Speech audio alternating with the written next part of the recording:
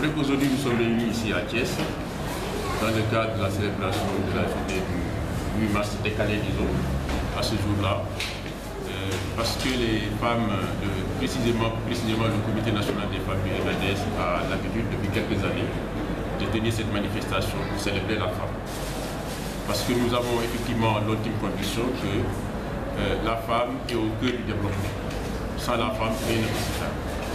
La femme, en fait, c'est elle qui, dans nos maisons, chaque jour, n'est-ce pas, s'occupe des enfants, de l'éducation de base, mais également dans nos entreprises et maintenant partout au niveau des différents secteurs de développement, on les retrouve là-bas avec beaucoup de dynamisme.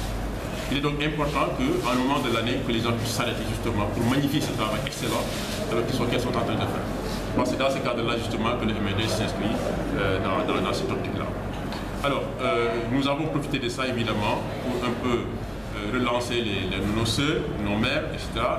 et nos compagnons, pour que justement qu'elles s'activent, n'est-ce pas, dans le cadre justement de cette période de révision du liste électorale, qu'elles aillent s'inscrire en masse justement pour récupérer leur carte pour ceux qui ne l'ont pas déjà fait, mais également pour ceux qui ne sont pas déjà inscrits, qu'ils puissent s'inscrire effectivement dans les listes.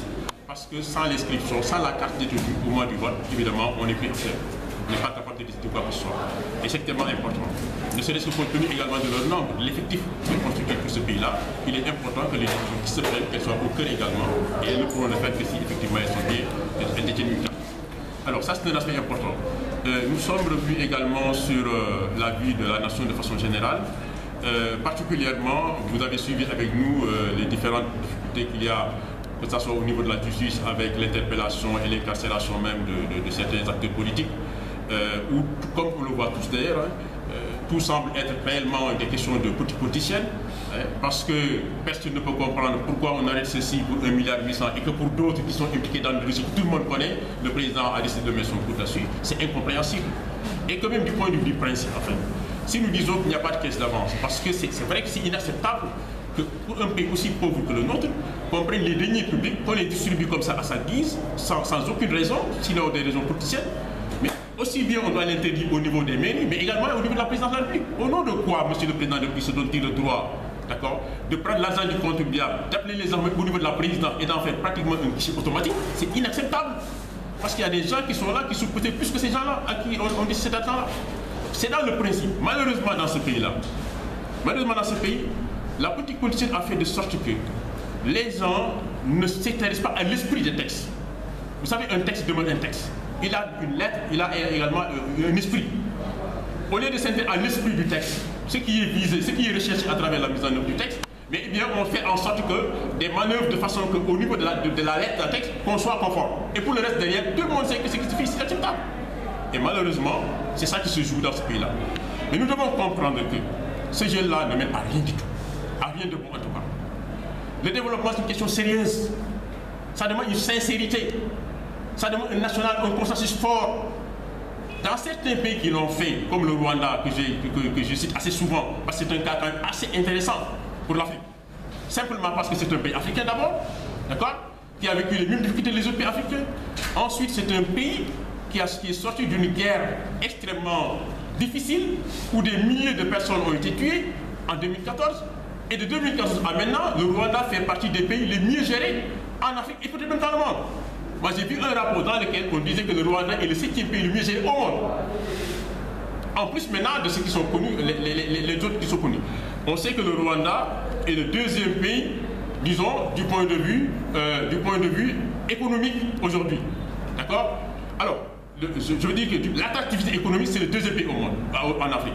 Le Rwanda est le 2e pays, justement, du point de vue du business. Ça, c'est connu. Le Rwanda est le 2e pays, justement, du point de vue de l'amélioration de TIC, l'utilisation de TIC. Ce qui fait qu'au Rwanda, la corruption, elle existe certainement, mais elle est combattue, non seulement à travers les systèmes informatiques qui sont mis en place, mais également à travers l'engagement même du pouvoir au Rwanda. Le Rwanda est le 9e pays le plus sûr au monde. Le Rwanda est le 15e pays qui aspire plus à l'émergence. Au Rwanda, la couverture maladie universelle dont on se vante ici au Sénégal a un niveau d'enrôlement de 96%. Le Rwanda est le pays le plus propre en Afrique et peut-être même dans beaucoup de pays européens à travers le monde. Alors, mais ça veut dire que, et pourtant, il n'y a que 25 ans pour ça. Depuis 1994 à 2000, le Rwanda est intérieur à ce niveau-là. Je ne parle même pas de la Corée, mais le Rwanda qui est un pays bien de chez nous. Mais à cause de quoi? Parce que simplement ils ont un leader. Parce que le leader c'est celui qui, quand il dirige, ne calcule pas en fonction de ses intérêts personnels, ne calcule pas en fonction de ses... c'est ça. Alors que, ici, c'est le caractéristique principal. Comment faire pour rester au pouvoir? Et pour ça, on est prêt à tout. Même les projets qu'on met en place, on les fait en fonction des résultats que ça peut donner par rapport à une échéance, et non pas par rapport aux priorités du pays. Et ça, c'est une catastrophe. Un pays aussi pauvre que le nôtre, le minimum qu'on a doit être géré en fonction de priorités, et non pas en fonction de calculs politiciens. Et malheureusement, dans ce pays, c'est ça. Alors, il faut que les gens comprennent que c'est quand même sérieux. Les populations également doivent comprendre que un choix ne doit pas se faire aveuglément, parce que ça engage non seulement ton avenir, mais l'avenir de tes enfants et des petits-enfants. C'est extrêmement important. Alors, en tout cas, c'est cet appel-là que nous faisons. Vous savez, au Rwanda, parce que j'aime vraiment ce pays-là, les gars, au Rwanda, le dialogue est institutionnalisé. On dit qu'au Rwanda, le pouvoir en place, le parti du pouvoir, ne peut pas détenir plus de 51% des sièges à l'Assemblée nationale, même dans le gouvernement. Le reste des postes, c'est alloué à l'opposition et à la société civile. Donc, il y a un cadre déjà préparé pour ça, pour discuter des questions importantes.